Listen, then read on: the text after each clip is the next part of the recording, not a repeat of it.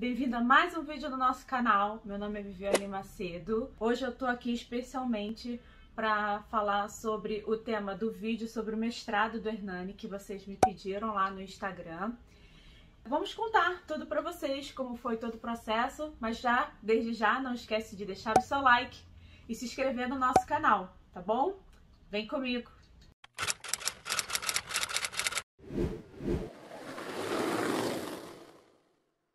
Hernani, que é meu marido, ele veio aqui para contar como ele conseguiu entrar no mestrado da McMaster. E ele já acabou em setembro desse ano. O objetivo desse vídeo é justamente passarmos a experiência para vocês. Através de um vídeo como esse no YouTube, né, nós assistimos o vídeo da Jennifer Koch, né, que o marido dela fez o mestrado, e isso inspirou a nossa trajetória aqui também, né? Por isso que nós fizemos essa decisão. Bom, vou passar então a palavra para o Hernani, vou pedir para ele para se apresentar, né? Fazer uma breve apresentação pessoal e tá com você, Hernani.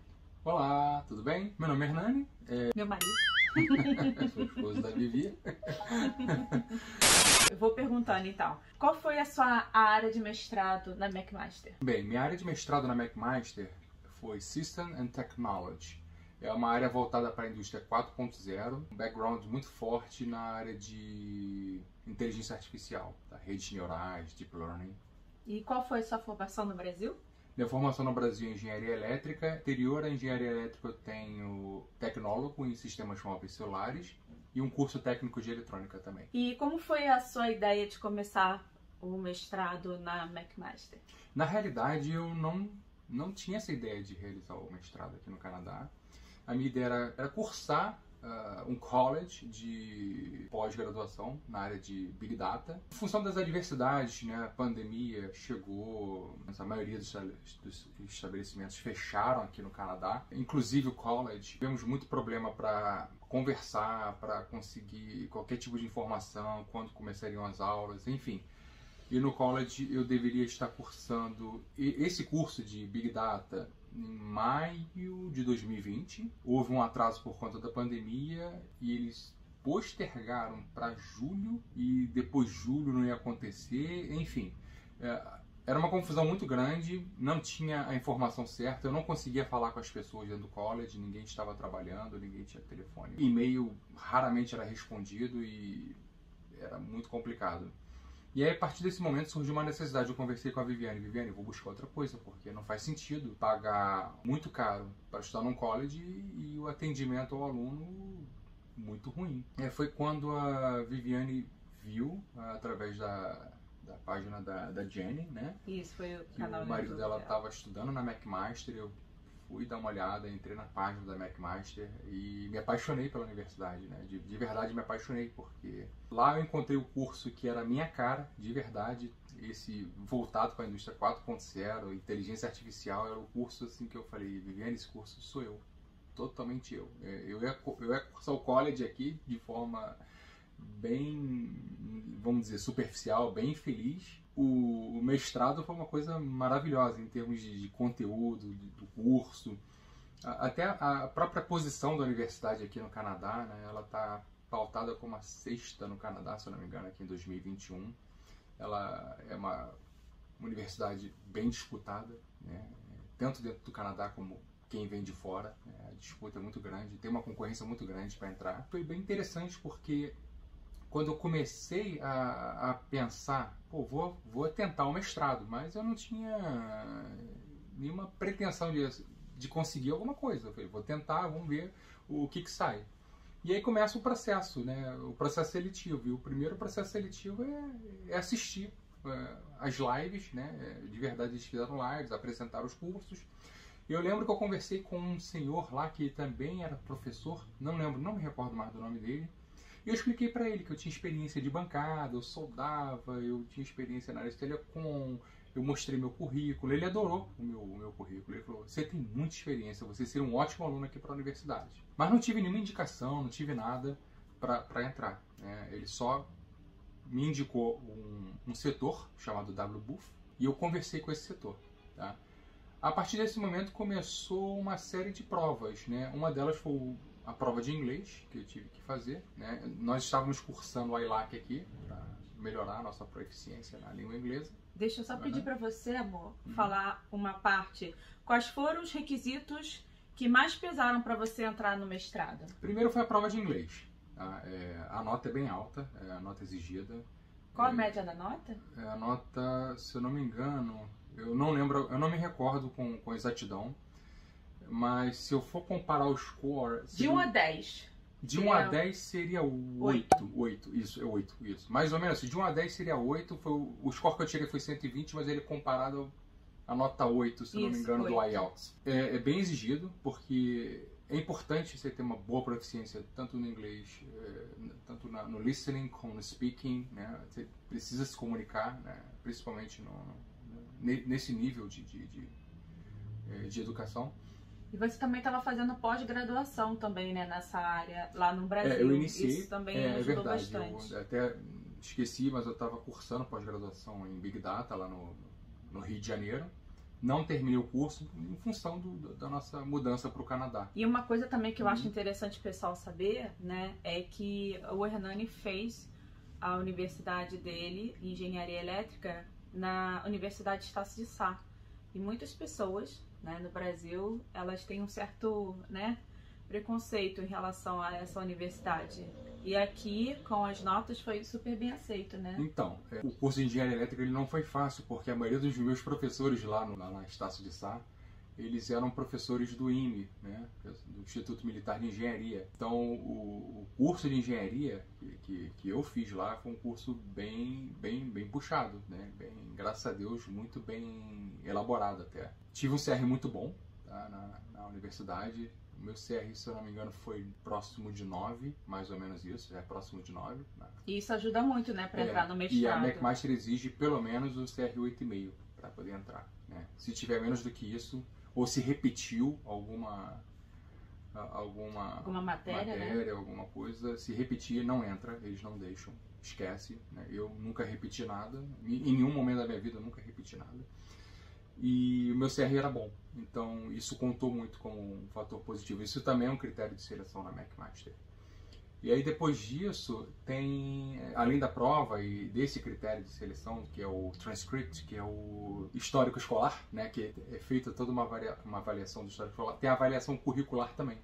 Tá? O currículo também conta para poder entrar. Existe a indicação, né, um professor que possa te indicar para fazer o curso lá dentro. Que não foi o seu caso. E não foi o meu caso. O meu caso não foi por indicação. O meu caso foi só currículo mesmo, currículo, né? Foi currículo. Então eu tenho mais de 20 anos de experiência na área de telecomunicações. E quais foram os pontos do seu currículo que você acha que ajudou no mestrado? Eu acredito, eles não pontuaram isso, mas eu acredito que uma experiência corporativa assim, de muito tempo, o tipo de trabalho que eu fiz, que eu trabalhei muito com questão de equipamentos, data center, integração de sistemas, atendimento ao cliente corporativo, grandes corporações, acho que isso ajudou bastante. Eu tive trabalho de bancada também no início da minha carreira, isso ajuda bastante para uma questão de experiência prática. Fala para as pessoas o que é o trabalho de bancada. O trabalho de bancada seria o trabalho de eletrônica, né? Ferro de solda, componente, ali analisando o componente, fazendo toda uma análise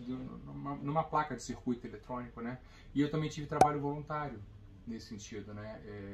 Eu tenho muito curso extracurricular, bastante, né? E dentro desses cursos extracurriculares eu participei da Nave do Conhecimento lá na Penha. Foram tempos maravilhosos e lá eu tive a oportunidade de mostrar para a comunidade material reciclável, com coisas que a gente acha no lixo que a gente pode transformar e criar um projeto, criar um equipamento ou criar um brinquedo, enfim, no nosso caso foi um brinquedo e foi um brinquedo eletrônico, usando microcontrolador, Raspberry Pi, IoT, conexão com a internet, enfim. E, inclusive ela foi a locutora, a Viviane fez toda a locução do equipamento lá e a voz da Viviane saía automaticamente quando a bolinha batia. E essa foi o intuito do projeto lá, e isso ajudou muito, né? E vale lembrar, né, amor, que assim, trabalho voluntário no Brasil, ele não é tão valorizado como aqui no Canadá. Aqui no Canadá é valorizado desde quando você entra em mestrado, né? Se é dentro da sua área, isso é um currículo, assim, isso pesa muito também no currículo, e também para a área de emprego, né? Aqui também isso é muito visto. E tanto é que as pessoas, né, que assim, antes delas se formarem, antes delas irem para a universidade, elas passam um período fazendo trabalho voluntário, né? Então isso é super importante. É verdade, é verdade. Tem entrevista, né? Você faz uma entrevista na universidade. Tem perguntas fáceis e perguntas difíceis. Você lembra de uma, por exemplo? Cara, eu lembro de uma que foi tão... Não, eu não lembro, ela foi tão esdrúxula, mas eu entendi o contexto do porquê que foi feita aquela pergunta. Mas eu lembro de uma assim, o que você... Essa foi bem fácil. O que você fez para melhorar sua comunidade? Eu nem lembrei dessa questão da nave de conhecimento, mas eu lembrei que eu tinha feito um trabalho de câmeras de vigilância para uma comunidade até menos favorecida no Rio de Janeiro. A gente fez uma instalação para melhorar a questão da segurança do local e eu expliquei isso para eles. E teve uma pergunta muito esdrúxula que é uma pergunta sem pé, sem cabeça. Você não tinha lógica, né? Tinha uma sequência de fatos, mas ela não tinha lógica. Eu não consigo reproduzir a pergunta. E, obviamente, eles não esperavam por uma resposta, mas o que eles esperavam é como eu ia reagir emocionalmente àquela resposta. É. E aí você tem que manter a calma, né? Porque você tá numa entrevista, então você já tá... nervoso por isso, né? Você quer segurar a euforia, né? Você precisa manter a calma. E é o jeito que eu tava. Eu tava arrumadinho e tudo mais, mantendo a calma, aquele olhar mais sereno. E lançaram essa pergunta, o entrevistador lançou essa pergunta e eu pensei, opa, não tem lógica. Mas aí eu respondi. A minha resposta foi mais esdrúxula do que a pergunta. Mas foi calma, né? Esse foi o objetivo. Depois eu entendi, no momento eu não tinha entendido. A ficha caiu depois. Eu fiquei pensando, poxa, acho que eu me dei mal, não vou passar, não respondi certo. Mas eu dei uma resposta totalmente absurda. E aí deu certo. Mas justamente pela questão emocional, né? De como você vai reagir, você vai responder a... Eu não lembro como é que foi dado a resposta. Foi por e-mail, né? Que você tinha passado. Depois eu recebi um e-mail, depois de um tempo. Esse processo durou 30 dias, tá? É um processo demorado. Longo, né? Você fica com a pressão psicológica muito grande, principalmente no nosso caso, que a gente estava no meio do Covid. Eu estava saindo do college, eu não tinha nenhuma esperança de fazer algum outro college. E era a minha única oportunidade. Eu quero mestrado, isso tem tudo a ver comigo. E foi uma coisa que encaixou, assim, foi aquele casamento, assim, encaixou perfeito. E eu queria muito e... Deu certo, né? Graças a Deus deu certo. Eu recebi a resposta que eu fui aprovado, mas foi nos 45 do último tempo, porque ainda tem que renovar visto, uma série de coisas. Enfim, mas foi muito encaixadinho, muito no finalzinho. Foi bacana. E depois disso as aulas já começaram, já 5 dias depois as aulas já deram início. Bom, próxima pergunta. Você acha muito concorrido o mestrado pago na McMaster? É concorrido, tá? Principalmente os estudantes da Índia, tá? São muito bons. Indiano, chinês, né? Tem muito chinês, tem muito indiano. Iraniano. Vietnamita. Todas as nacionalidades, não vou dizer todas, mas tem muita gente de toda parte do mundo na universidade. Isso é muito legal, essa questão da diversidade, né? Tem sul-africanos, tem gente do Sudão, enfim. Tem gente de tudo quanto é lado. Eu acho que você já respondeu essa pergunta, mas vamos só recapitular. Quanto tempo demorou desde o momento que você ficou sabendo, assim, que você entrou no site da McMaster até a admissão do mestrado? Foram quanto tempo mesmo? Olha, eu acredito que um pouquinho mais do que 30 dias. Tá? Eu iniciei antes de agosto, talvez uns 35 dias, até onde eu me lembro, mais ou menos isso, 35 dias. Como foi a sua preparação para o inglês? Bem, eu já falava inglês no Brasil, e aí eu cheguei no Canadá pensando, não, eu falo inglês. Aquele inglês corporativo de empresa, não, eu falo inglês. E aí a gente percebe que o inglês aqui é o inglês da vida, né? É o inglês do nativo. E aí eu percebi que eu não falava quase nada. Foi quando a gente começou a estudar na ELAC, né? A gente chegou, já entrou estudando no final do ano, a gente virou o ano aqui estudando. E foi bem interessante estudar na ELAC porque eu fiz um preparatório chamado Pathway. E o Pathway é justamente um preparatório para ir direto para o college. Você não faz prova, você faz o Pathway. Claro, faz as provas dentro da ELAC, passou, vai direto para o college. Eles têm uma parceria com o college. com o mestrado não existe isso. Eu tentei, perguntei, mestrado não aceita Pathway. Mestrado é prova, você tem que fazer a prova. E graças a Deus eu consegui estudar os três níveis de Pathway, 1, 2 and 3. E 1, 2, 3? 1, 2, 3, perdão. Desculpa, gente, às vezes eu troco, perdão.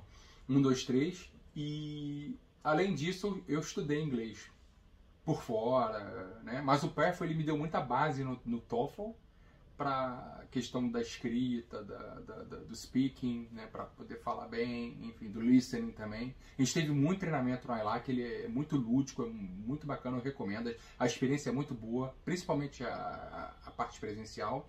Depois eu tive uma parte remota, através do Zoom, por conta da pandemia.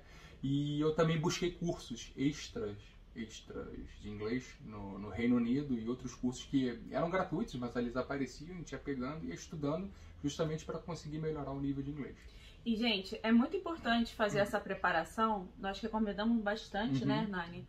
Porque é tudo que você geralmente dá no college e no mestrado dele também.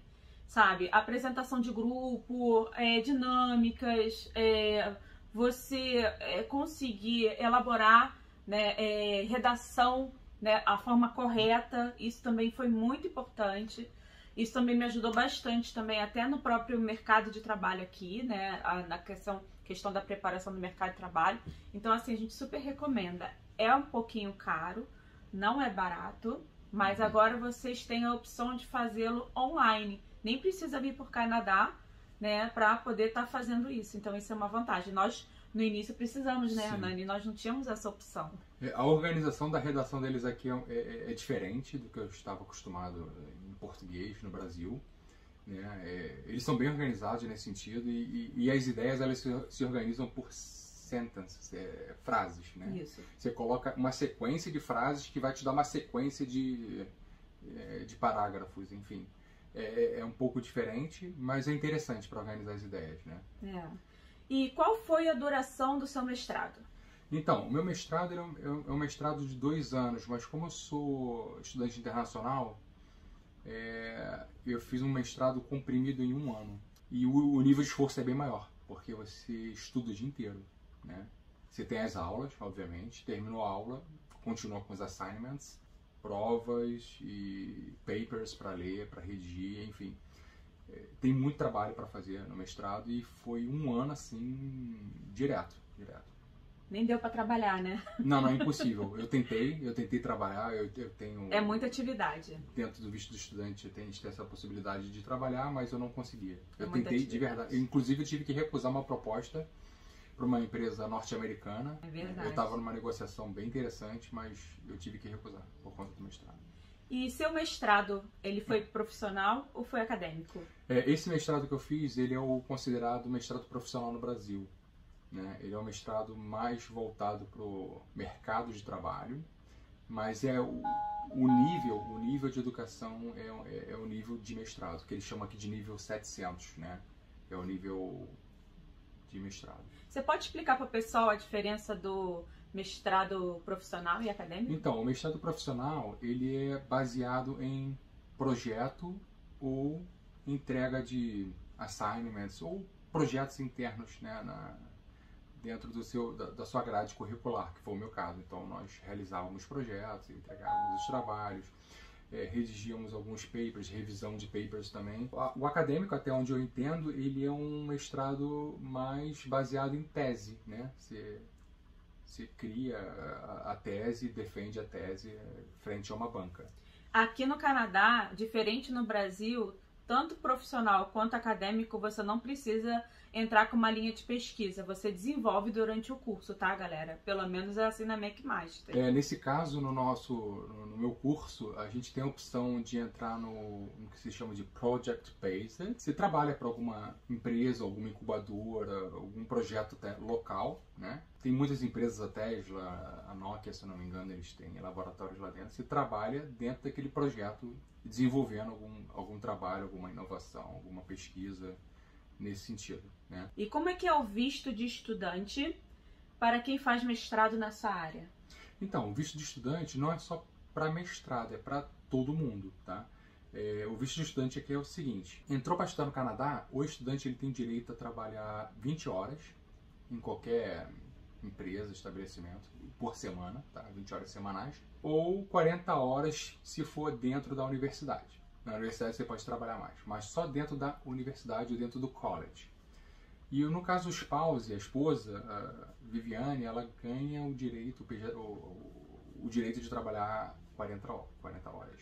Então, mas isso não é só para mestrado, isso é para qualquer área no Canadá, tá? Seja college, ou seja engenharia numa universidade, mestrado, doutorado, enfim, qualquer estudante que não tem visto, né, ou cidadania, ou a residência permanente, ele ganha esse direito. Qual o valor em média do mestrado na McMaster?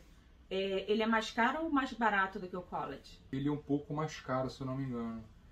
Se eu não me engano, todo esse processo ele deu mais de 30 mil dólares, quase 40 mil dólares nesse processo todo para o estudante internacional. E você paga por curso, você paga por curso, sim. Né? Então, assim, para nós valeu mais a pena o Hernani fazer o mestrado, porque foi 1 ano, né? E o college dele teria que ser 2 anos, sim, né? Isso. Inclusive então, eu coloquei um curso extra lá também e ficou um pouco mais caro, mas foi por minha vontade, eu quis incluir esse curso na minha grade curricular. Qual a diferença que você observa de um college e de um mestrado? Você acha que a aceitação no mercado de trabalho é diferente? Bom, vamos lá. Eu ainda não percebi o mercado aqui. Os colleges são bons, em sua maioria são muito bons, tá? Eu percebi que tem uma grande diferença em relação à educação no Brasil. O college aqui, ele seria, vamos falar a grosso modo, assim, comparado ao tecnólogo lá no Brasil, né? Mas ele é bem completo, tá? O college ele é muito completo, tem muito assignment, você rala muito estudando no college aqui, tá? Eu conheço muita gente boa que fez college, consegue uma posição muito boa no mercado, mas o college aqui, ele é muito importante para o Canadá da seguinte forma: o aluno que ele se forma antes de, sei lá, cursar uma engenharia, uma universidade, ele vai para o college. Por quê? Porque o college dá a chance dele entrar no mercado de trabalho. Ele entrando no mercado de trabalho, ele tem dinheiro para pagar o tuition. Aqui todas as universidades você paga o tuition, não tem como. Tá? As universidades elas são divididas em públicas e privadas, mas ambas você paga o tuition. Tá? Entra dinheiro para a universidade, eles são grandes empresas e isso funciona dessa forma aqui. Então, existe bolsa, sim, você consegue, o OSAP, no caso aqui de Ontário. E só para lembrar, galera, que a McMaster ela é uma universidade pública, tá? É uma universidade pública, exato. Então isso também... Exatamente. Agora, se tem diferença do mestrado para o college, claro que tem, em relação ao nível de educação, né? O mestrado ele é mais puxado, né? Você tem muito mais carga de trabalho, o estudo ele é mais aprofundado. No meu caso... Aproveitando esse engancho, vamos falar então um pouco da próxima pergunta. Qual foi o seu maior desafio durante o mestrado? Foram vários, né? Eu lembro que no início, nas aulas de vamos dizer, cálculo, na parte de álgebra linear lá, os termos que foram usados em inglês aqui eram diferentes do que era no Brasil. E eu ficava assim, caramba, cara, do que ele está falando? Enfim, os termos eram diferentes e eu tinha que pesquisar e buscar para entender do que estava sendo falado. Então, eu lembro que o meu 2 meses eu penei de verdade 2 meses para entender esses termos na parte, vamos dizer, matemática, cálculo, que eram diferentes do Brasil. A gente aprende a mesma coisa no Brasil, a mesma coisa, mas com termos diferentes. E aqui eu percebi também que eles tinham uma outra pegada também na parte de cálculo, uma visão um pouco diferente na hora de ensinar cálculo. Não é que é melhor e não é que é pior, não é isso, não estou dizendo. No Brasil é excelente, excelente. Tá? Eu pelo menos o que eu aprendi na minha universidade lá, eu vi muita coisa aqui, né? Na realidade eu revi muita coisa aqui, claro, de forma um pouco mais aprofundada, mas é diferente. É difícil explicar em palavras do que eu vi, mas foi um desafio. Então você acha que pode resumir em 2 desafios, né? Um que seria você aprender numa língua diferente, Sim, né? Que foi sim. inglês. E o segundo, juntando com o segundo desafio, que foi a metodologia do cálculo, que foi também diferente no que você, assim, do que você aprendeu no Brasil, né? Não é tudo da mesma coisa, não é passado da mesma forma. É um pouco diferente a forma de ensinar, é um pouco diferente. E em relação ao cálculo, a gente não aprende isso num curso de inglês aqui para estrangeiro, né? O curso de inglês ele vai te ensinar um inglês literário, praticamente, ou aquele inglês de escola, né? Do que a gente aprende na escola, no colégio. É como se fosse português no Brasil, né? Não é nem o português. Sim, em parte, mas também como se fosse geografia, como se fosse história, coisas desse tipo que você aprende aqui no curso de inglês. E quando você vai falar de matemática e de cálculo, é diferente. Eu tive um pouco de sorte nesse sentido, porque já no Brasil eu já assistia às aulas do MIT, né, nos Estados Unidos. Eu sempre gostei das aulas de cálculo, enfim, eu sempre fui muito interessado, muito curioso nesse sentido. E eu já assisti, então muita coisa eu já sabia. E muita coisa que veio pra cá eu ainda não sabia. Enfim, e eu tive que correr atrás e estudar, mas deu certo, graças a Deus. Então vale a pena estudar por fora, né? Sempre dar uma de estudar vale a pena sempre, sempre. Estudar é, assim, acho que a curiosidade é o que, né, nos move, né, na realidade. Então, se tem um assunto que você gosta e isso te traz satisfação, vai em frente, estuda, né? E última pergunta, qual foi a sua maior experiência durante o mestrado e que você gostaria de deixar para o nosso público? A forma de pensar, né, de você agir em situações adversas foi muito legal. Os meus colegas de classe foram muito bacanas, todos cada um da sua forma, na sua particularidade. Foi muito legal, foi muito legal. Eu sempre tive muito contato com culturas diferentes. A gente precisa respeitar. Eu lembro que tinha colegas que não podiam assistir aula sábado porque era uma questão religiosa. E aí o professor às vezes tinha que trocar para domingo. E eu tive muitas aulas de domingo, de manhã acontecia, isso era muito comum. Então 7 horas da manhã de domingo assistindo aula, né? 7 horas da manhã, a gente acordava lá, domingo assistindo aula. Mas eu ia feliz da vida, porque pra mim... Aprender é sempre importante. Não, e a satisfação, eu gosto de estudar. O mestrado ele não foi... Ele foi difícil, tá? Não, se eu falar que foi fácil, eu tô sendo leviano. Foi muito difícil, mas ele não foi um sacrifício, ele não foi um fardo pra mim. Esse foi o mais importante. Mas foi um desafio. Mas foi um grande desafio, em todos os sentidos, né? De buscar o conhecimento, de criar o projeto, de fazer as coisas acontecer, de ter os equipamentos na minha mão para trabalhar, os kits e tudo mais, enfim. E eu tive que aprender uma coisa que era totalmente nova, assim. Imagina chegar uma coisa totalmente diferente na tua mão e você tem que aprender. E eu tive que pensar, esse foi um grande desafio, tá? Esse foi um aprendizado que eu levo para minha vida hoje. E aí eu coloquei a mão na cabeça, peraí, vamos organizar por parte. E a gente vai pensando em blocos, e vai fazendo, e vai estudando. E dá medo, dá bastante medo, né? Mas foi assim que eu fui aprendendo. E eu tive que aprender em 30 dias o Python para depois partir para a questão da rede neural e tudo mais. E hoje, graças a Deus, eu consegui mudar de carreira por causa disso. Olha. Graças a Deus. Meu amor, muito obrigado. Quero te dizer que eu tenho um orgulho de você. Você realmente me inspira muito em estudar todos os dias. É muito bom acordar do seu lado. Que bom. E eu quero pedir então pro pessoal não esquecer de deixar o seu like, ativar o sininho, compartilhe esse vídeo com uma pessoa que gostaria de estudar no exterior. E fiquem com Deus. Até a próxima. Tchau, tchau. Gratidão.